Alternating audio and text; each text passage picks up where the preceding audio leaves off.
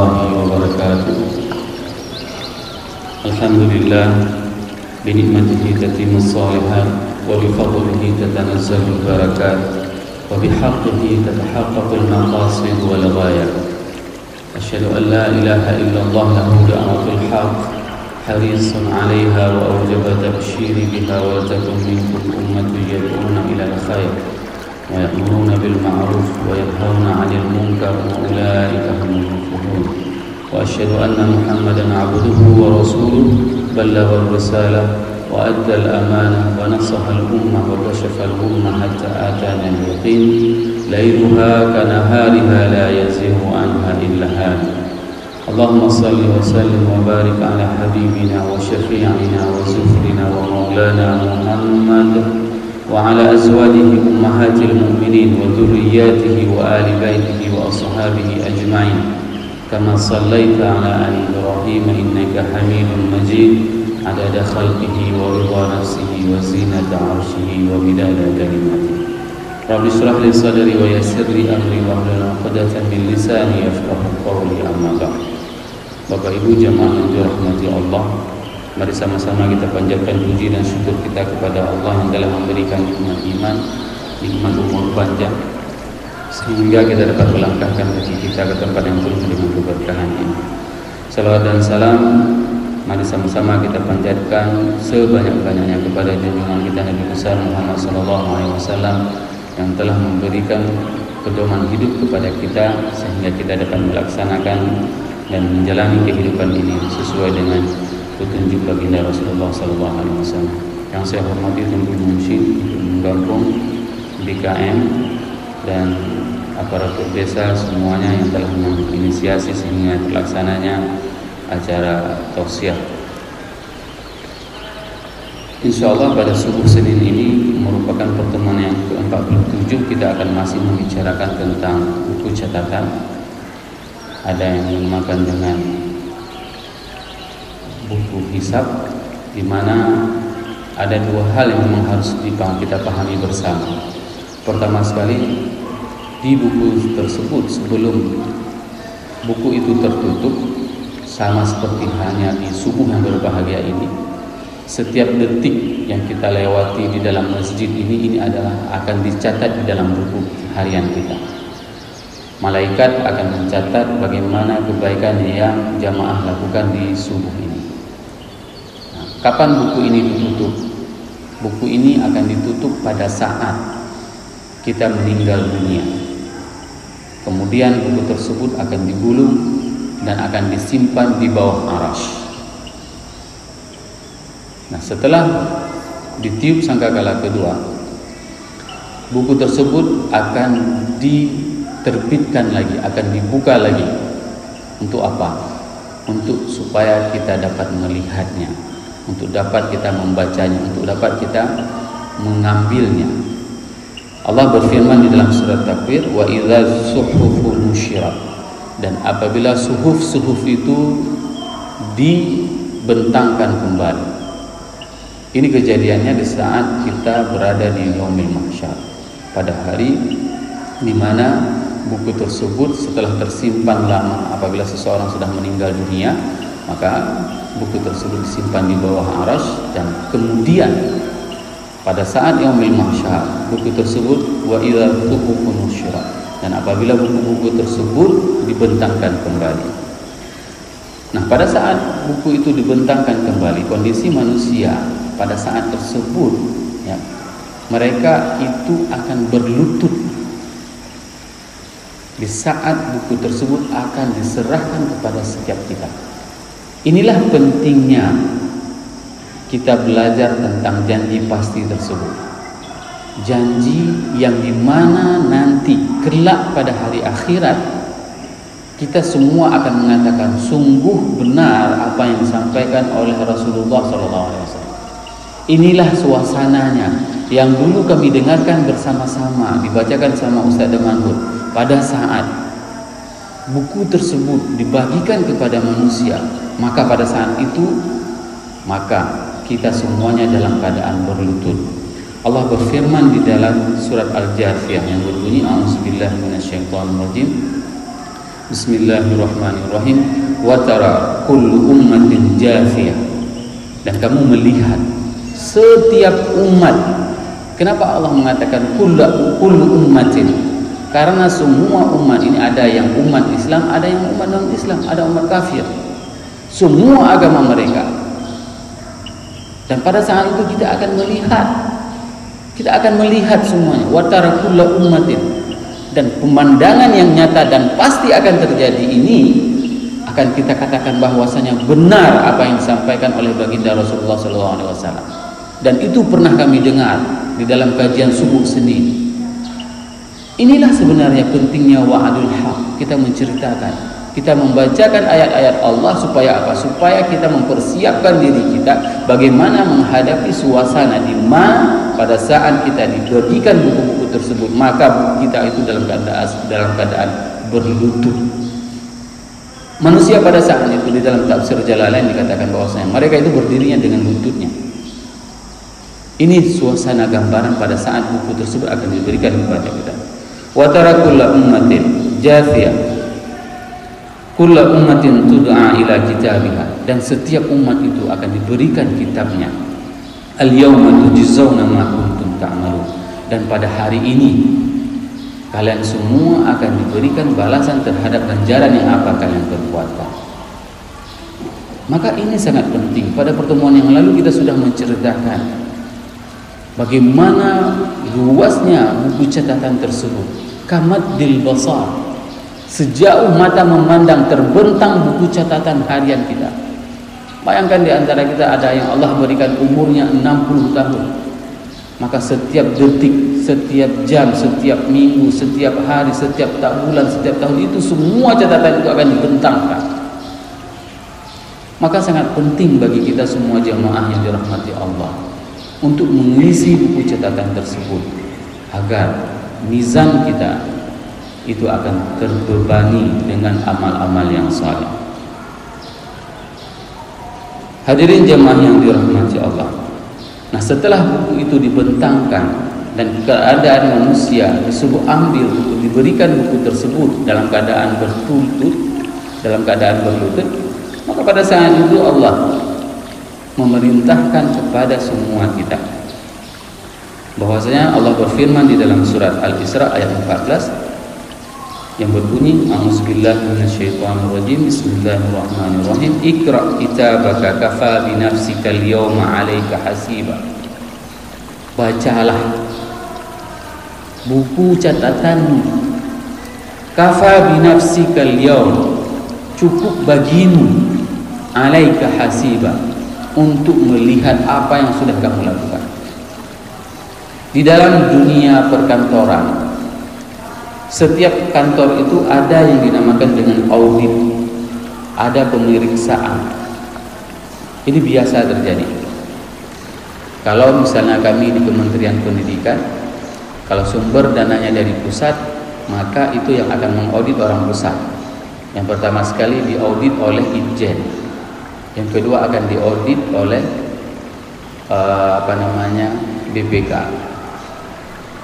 BPKP, BPK, dan terakhir kalau seandainya yang bermasalah hanya lebih besar dan jumlah dananya besar, maka akan diaudit oleh KPK. Dia mempunyai proses jenjang-jenjang. Nah, pada hari itu sebelum kita dihisab oleh Allah, maka kita menghisab diri kita sendiri. Kita disuruh baca kafa binafsikal yauma, cukup bagimu untuk melihat kembali bagaimana buku catatanmu. Ini sebenarnya sebuah refleksi kepada kita semuanya di dunia ini. Berapa banyak orang yang melakukan kecurangan itu di saat diperiksa dia harus melakukan kecurangan-kecurangan yang lain. Hanya saja ini dunia. Kalau seandainya dia melakukan kecurangan, dia harus mempersiapkan sekian budget untuk menutupi kecurangan-kecurangannya. Dunia bisa. Apalagi kata orang, selama kantong itu masih terbuka ke atas, lubangnya di atas, itu semua masih bisa dilakukan. Di akhirat itu tidak akan pernah terjadi. Tidak akan pernah terjadi yang dinamakan dengan kezaliman. Semua akan dibeberkan oleh Allah. Apa saja, catatan apa saja, itu semua akan tercatat dengan baik dan tidak bisa sogok menyogok. Hari ini berapa banyak institusi di sana mereka melakukan kesalahan-kesalahan, tetapi mereka bisa mendapatkan dengan gelar apapun, WTP, entah apa-apa gelarnya. Padahal dari segi pengelolaan anggaran itu jelas-jelas mereka itu tidak baik. Tapi ini adalah dinamakan dengan dunia. Di dunia dia ada penuh, tapi di akhirat itu tidak akan pernah bisa. Maka pada saat itu sebelum kita dihisab, maka kita menghisab diri kita sendiri. Inilah penting. Para ulama-ulama sufi, mereka sebelum tidur malam itu menghisab diri mereka. Hari ini, di saat misalnya dia mau tidur malam, dia akan menghisab dirinya. Berapa banyak kesalahan yang dia lakukan, dosa apa yang sudah dia lakukan. Dia minta ampun sebelum tidur malam. Semoga Allah mengampuninya dan sehingga Allah akan menghidupkannya kembali dalam keadaan bisa beribadah kepada Allah. Hadirin jamaah yang dirahmati Allah. Kondisi pada saat kita disuruh baca kitab kita, pada saat itu ada orang-orang yang diberikan kitab dengan tangan kanannya. Maka orang-orang yang diberikan kitab dengan tangan kanannya, maka itulah orang-orang yang mempunyai keberuntungan, orang-orang yang mendapatkan kenikmatan. Kenikmatan yang sebenarnya itu adalah pada saat mereka mendapatkan kitab dari tangan kanannya. Dan hal tersebut diungkapkan oleh Allah di dalam surat Al-Haqqah ayat 19 sampai dengan ayat 22. Allah berfirman, A'udzu billahi minasyaitonir rajim. Bismillahirrahmanirrahim. Fa amma man utiya kitabahu biyamini, dan barang siapa yang diberikan kitab dari tangan kanannya, fayaqulu ha umqra'u kitabiyah, bacalah kitabnya. Ya.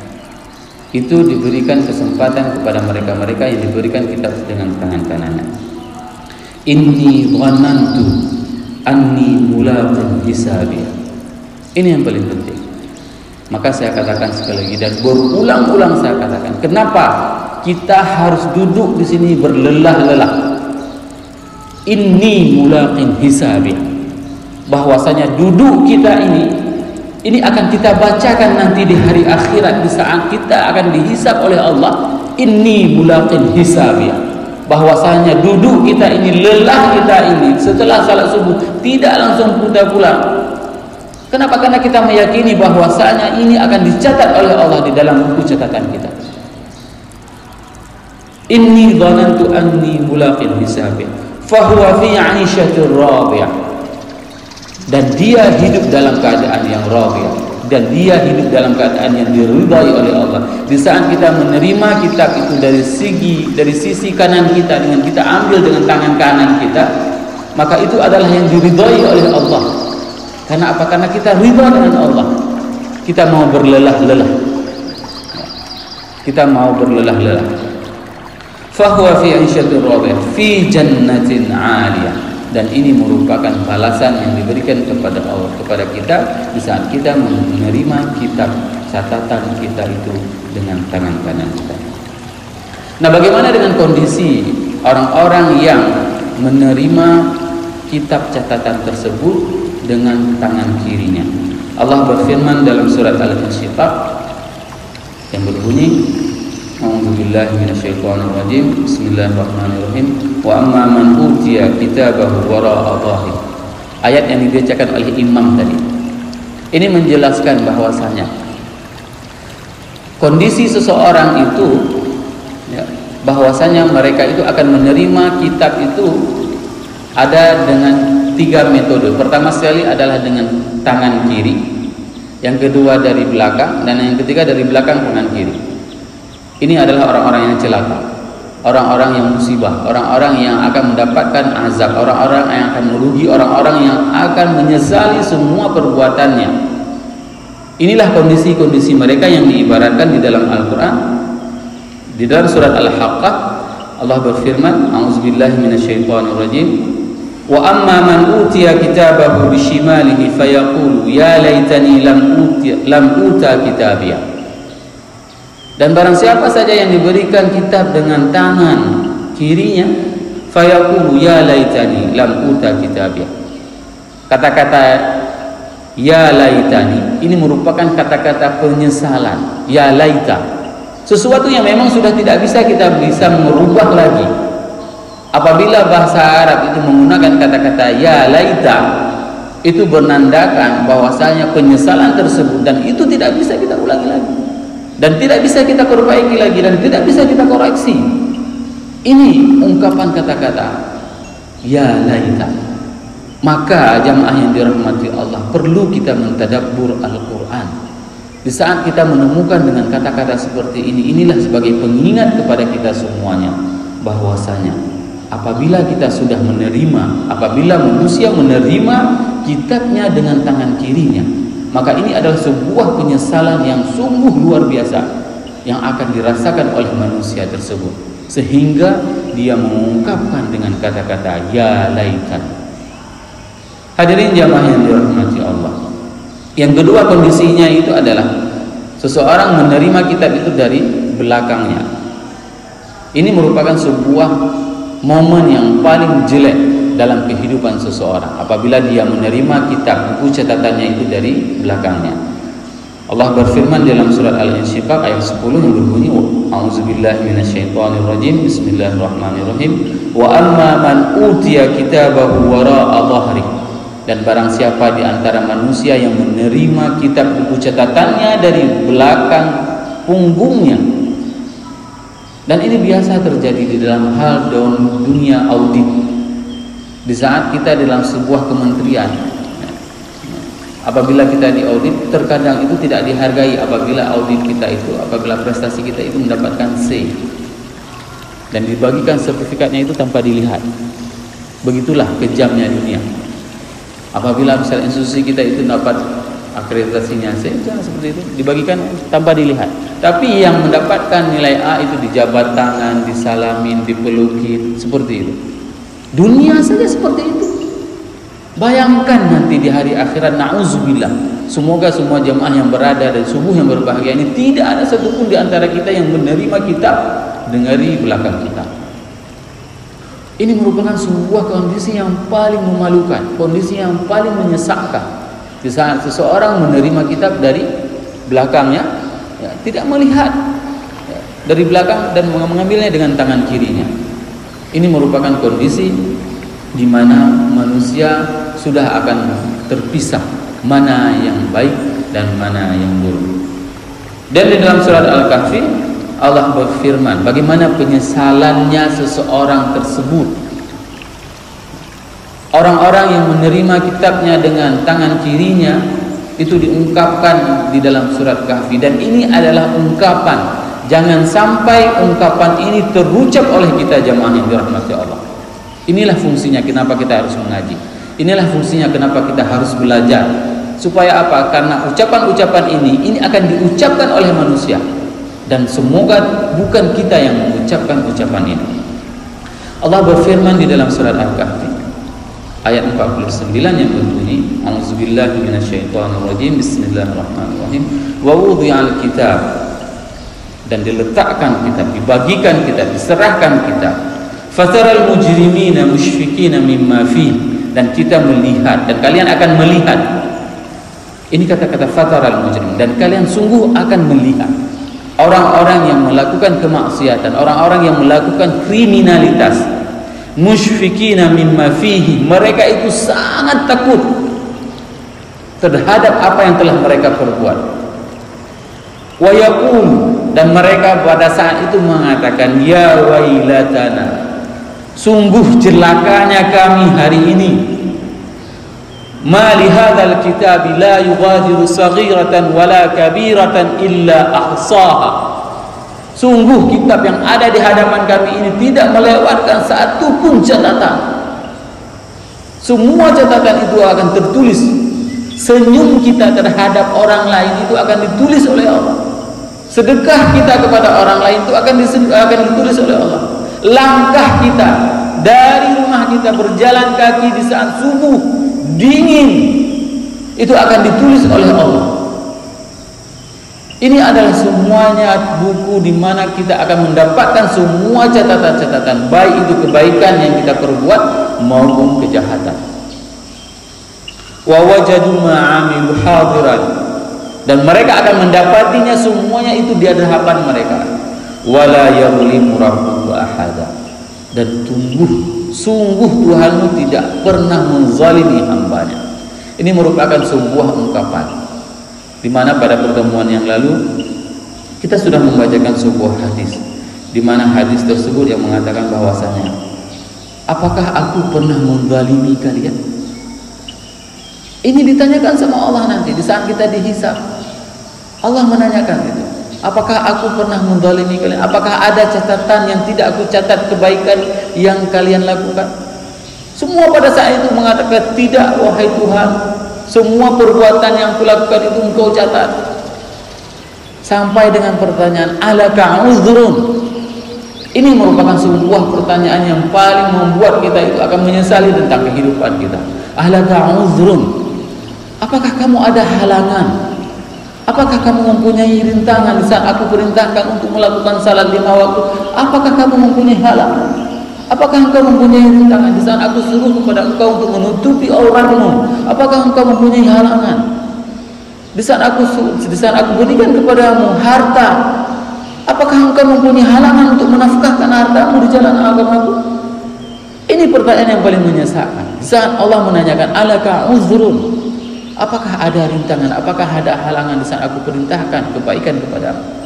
Maka hadirin jemaah yang dirahmati Allah, selama Allah masih memberikan kesempatan kepada kita, umur panjang, kesehatan, lakukanlah kebaikan-kebaikan tersebut untuk kita bisa memberatkan mizan kita, sebagaimana yang dilakukan oleh PKM. Saya sangat berterima kasih kepada PKM karena sebelum-sebelumnya sangat merasa kesulitan dengan mic, harus diturunkan. Alhamdulillah hari ini mic-nya sudah bagus, sudah sangat mudah untuk diturunkan, dinaikkan. Ini merupakan sebuah kemudahan, semoga Allah mencatat ini sebagai amal saleh yang dilakukan oleh pengurus masjid, sehingga akan terus mengalir. Bayangkan, setiap kebaikan yang disampaikan oleh para ustaz dan itu dipahami oleh para jamaah dan itu diamalkan oleh para jamaah, maka pahala tersebut akan mengalir kepada semua orang yang berkontribusi terhadap kegiatan ini.